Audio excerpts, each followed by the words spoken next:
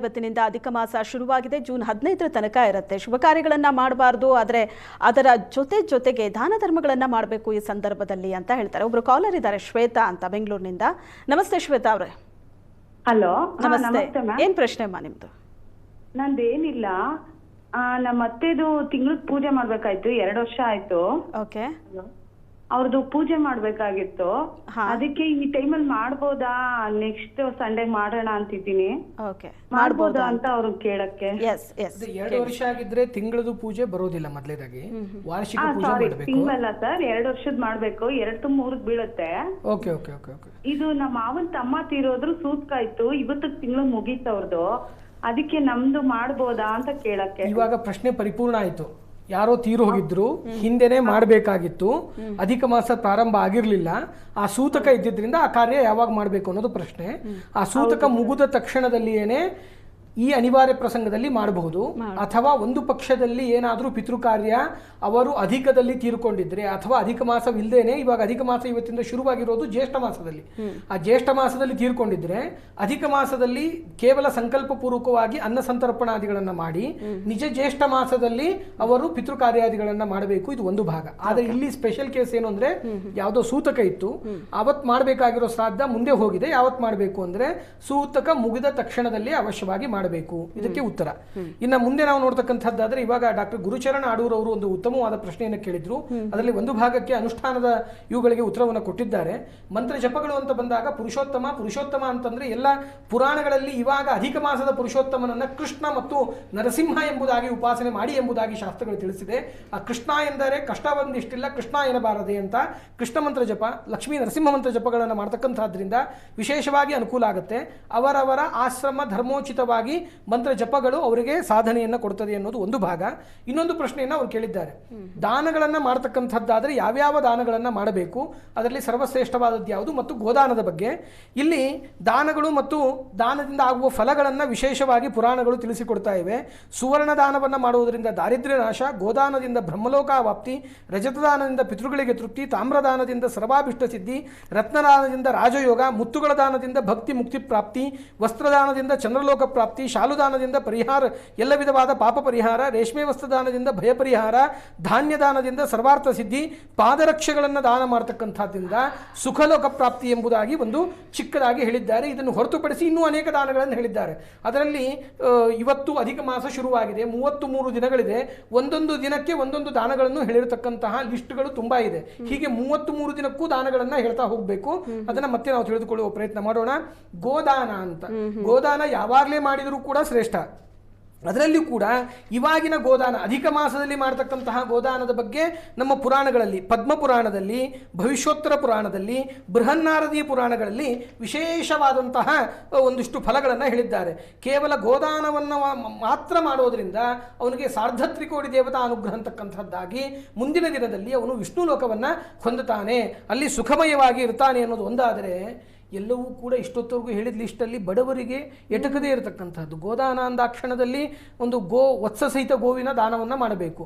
ಅದು ಇವತ್ತಿನ ದಿವಸದಲ್ಲಿ ಅಸಾಧ್ಯ. ಆದರೆ ಕೇವಲ ಗೋ ಸೇವೆಯನ್ನು ಮಾಡಿದರೂ ಕೂಡ ವಿಶಿಷ್ಟವಾದಂತಹ ಅನುಕೂಲತೆಗಳು ಅವರಿಗೆ ಆಗ್ತಾ ಇದೆ ಎಂಬುದಾಗಿ ಪ್ರದಕ್ಷಿಣೆ ಮಾಡಿದರೆ, ಪ್ರದಕ್ಷಿಣಿ ಕೃತಾ ಗಾವೋ ಏನ ಮಾಸೆ ಮಲೀಂಬ್ಲುಚೆ ಪ್ರದಕ್ಷಿಣಿ ಕೃತಾತೇನ ಸಸೈಲ ವನಕಾನನ ಅಂತ.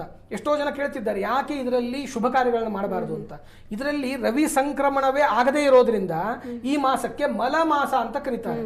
ಇದು ರವಿ ಸಂಕ್ರಮಣ ಆಗದೇ ಇದ್ದದ್ದಕ್ಕೆ ನಮ್ಮ ದೇಹದಲ್ಲಿ ಇರತಕ್ಕಂತಹ ಮಲವನ್ನ, ದೋಷವನ್ನ ಕಳಿತಕ್ಕಂತಹ ಮಾಸ. ಈ ಸಂದರ್ಭದಲ್ಲಿ ಕೇವಲ ಮೊದಲೇ ತಿಳಿಸಿದ ಹಾಗೆ ಅಷ್ಟವಸುಗಳು, ಏಕಾದಶ ರುದ್ರರು, ದ್ವಾದಶ ಆದಿತ್ಯರು, ಪ್ರಜಾಪತಿ, ವಷಟ್ಕಾರ ಇವರಿಂದ ಸೇವಿತನಾದಂತಹ ಪುರುಷೋತ್ತಮನನ್ನ ನಾವು ಭಜಿಸಬೇಕೇ ಹೊರತು ನಿಷ್ಕಾಮವಾಗಿ ಇದರಿಂದ ಎಲ್ಲ ವಿಧವಾದಂತಹ ದಾರಿದ್ರ್ಯಗಳ ಧ್ವಂಸ ಅಂತಕ್ಕಂಥದ್ದು ಆಗ್ತಾ ಇದೆ. ಈ ನಿಟ್ಟಿನಲ್ಲಿ ಯಾರು ಅತಿ ಸುಲಭವಾದಂತಹ ದಾನಗಳು, ಮೌನ ಋತವನ್ನ ಮಾಡ್ತಕ್ಕಂಥದ್ದು, ಸ್ನಾನದ ಸಮಯದಲ್ಲಿ, ಭೋಜನದ ಸಮಯದಲ್ಲಿ, ನಮ್ಮ ಮನೆಯಲ್ಲಿ ಮಾಡ್ತಕ್ಕಂತಹ ಪೂಜೆಗಳ ಸಮಯದಲ್ಲಿ ಮೌನ ಋತದ ಆಚರಣೆಯನ್ನ ಮಾಡಿದರೂ ಕೂಡ ಸಾಕು, ವಿಶಿಷ್ಟವಾದಂತಹ ಫಲಗಳನ್ನ ಇಲ್ಲಿ ಹೇಳಿದ್ದಾರೆ. ದಾನದಲ್ಲಿ ಪರಮೋಚ್ಚ ದಾನ ಅಂತಂದ್ರೆ ಅಪೂಪ ದಾನ ಎಂಬುದಾಗಿ ಹೇಳ್ತಾ ಇದ್ದಾರೆ. ಅಪೂಪ ಸ್ವಲ್ಪ ಛಿದ್ರ ಸಂಖ್ಯಾಕವಾಗಿ ಎಲ್ಲ ವಿಧವಾದಂತಹ ಆ 33 ದೇವತೆಗಳನ್ನು ಜ್ಞಾಪಿಸಿಕೊಂಡು ಅದರಲ್ಲಿ ಆವಾಹನೆಯನ್ನು ಮಾಡಿ ಅಕೂಪದಾನವನ್ನು ಮಾಡ್ತಕ್ಕಂಥದ್ರಿಂದ ಸರ್ವಾಭಿಷ್ಟ ಸಿದ್ಧಿ, ಸರ್ವ ಅನಿಷ್ಟ ನಿವೃತ್ತಿ, ವಿಶೇಷವಾಗಿ ಮೊದಲೇ ಹೇಳಿರ್ತಕ್ಕಂತಹ ಸಾರ್ಧತ್ರಿಕೋಟಿ ದೇವತಾ ಅನುಗ್ರಹ ಅಂತಕ್ಕಂಥದ್ದು ಸುಲಭವಾಗಿ ಇವರಿಗೆ ಆಗ್ತಾ ಇದೆ. ಓಕೆ, ಕೊನೆಯದಾಗಿ ಗುರುಗಳೇ ಈ ಮಾಸದ ಬಗ್ಗೆ ಅಂದರೆ ಒಂದೊಂದು ಸಣ್ಣ ಪ್ರಶ್ನೆ ಇದೆ. ಈಗ ವೆಹಿಕಲ್ ಬುಕ್ ಮಾಡಿರ್ತಾರೆ, ಈ ಸಂದರ್ಭದಲ್ಲಿ ಡೆಲಿವರಿ ಸಿಗುತ್ತೆ, ಆಮೇಲೆ ಬಾಡಿಗೆ ಮನೆ ಶಿಫ್ಟ್ ಮಾಡಬೇಕು ಅಂತ ಇರ್ತಾರೆ, ಅವರು ಮಾಡ್ಬೋದಾ ಕಾರ್ಯಗಳನ್ನ? ಮುಂಚೆನೆ ಪ್ರಾರಂಭ ಮಾಡಿರುವಂತಹ ಕೆಲಸಗಳಿಗೆ ಅದನ್ನ ಕಂಟಿನ್ಯೂ ಮಾಡುವಂಥದ್ದು ಅಡ್ಡಿ ಇಲ್ಲ ಅಂತ. ಈಗ ಯಾವುದೋ ಒಂದು ದಿವಸ ಆಲ್ರೆಡಿ ಮನೆಯನ್ನ ನೋಡಿ ತೀರ್ಮಾನವನ್ನ ಮಾಡಿ ಒಳ್ಳೆ ದಿವಸ ಅಡ್ವಾನ್ಸ್ ಕೊಟ್ಟುಬಿಟ್ಟಿದ್ದಾರೆ ಅಂತಂದ್ರೆ ಅನಿವಾರ್ಯವಾಗಿ ಹೋಗಬೇಕು ಅಂತಂದ್ರೆ ಮಾಡಿ. ಆದ್ರೆ ಸಮಯವನ್ನ ಮುಂದೂಡ್ಲಿಕ್ಕೆ ಅವಕಾಶ ಇದೆ ಅಂತಂದ್ರೆ ಅದನ್ನ ನಿಜ ಮಾಸದಲ್ಲೇ ಮಾಡುವಂಥದ್ದು ಉತ್ತಮ. ಅನಿವಾರ್ಯವಾಗಿ ಮಾಡಬೇಕು, ವಾಹನದ ಅವಶ್ಯಕತೆ ತುಂಬ ಇದೆ, ಈಗ ನನ್ನ ಹಳೆ ವಾಹನ ಇಲ್ಲ, ಇನ್ನೊಂದು ವಾಹನ ಬುಕ್ ಮಾಡಿ ಆಗಿದೆ ಅಂತಂದರೆ ಬುಕ್ ಮಾಡಿದ ದಿನವೇ ನಾನು ತಗೊಂಡಿದ್ದೀನಿ ಅನ್ನುವಂಥ ಮನಸ್ಸಿನಲ್ಲಿ ಈಗ ಡೆಲಿವರಿ ತಗೊಳ್ಳಿ. ಇದು ಶಾಸ್ತ್ರ ಹೇಳಿರುವಂಥದ್ದಲ್ಲ. ಎಷ್ಟೋ ಒಳ್ಳೆಯ ಕೆಲಸಗಳನ್ನು ಹಿಂದೆನೇ ಪ್ರಾರಂಭ ಮಾಡಿದ್ದು ಅದನ್ನು ಈಗ ಮುಂದುವರಿಸಿ ಮುಗಿಸ್ಲಿಕ್ಕೆ ಅಡ್ಡಿ ಇಲ್ಲ ಅನ್ನುವಂಥದ್ದು. ಮತ್ತು ಕೆಲವೊಮ್ಮೆ ಅವಶ್ಯವಾಗಿ ಕೆಲವೊಂದು ಅನಾರೋಗ್ಯ ಉಂಟಾದಾಗ ಅಥವಾ ಕೆಲವೊಂದಷ್ಟು ಬಾಧೆಗಳು, ಪೈಶಾಚಿಕ ಬಾಧೆಗಳು ಉಂಟಾದಾಗ ಆ ತಕ್ಷಣಕ್ಕೆ ಕೆಲವೊಂದು ಪರಿಹಾರಾದಿಗಳನ್ನ ಮಾಡಬೇಕು ಅನ್ನುವಂತಹ ಕಾಮ್ಯಕರ್ಮಗಳು ಇರ್ತವೆ.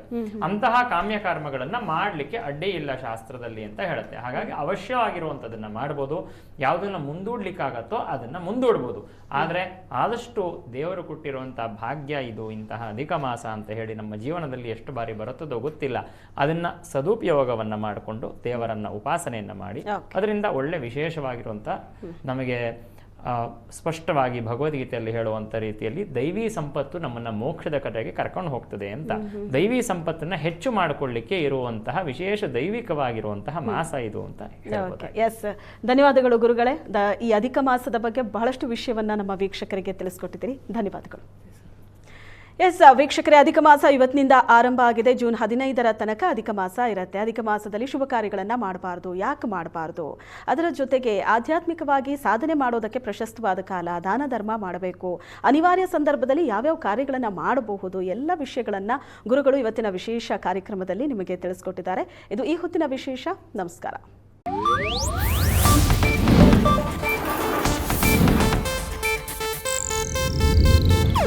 ಇದು ಏಷ್ಯಾನೆಟ್ ನ್ಯೂಸ್ ನೆಟ್ವರ್ಕ್ ಪ್ರಸ್ತುತಿ.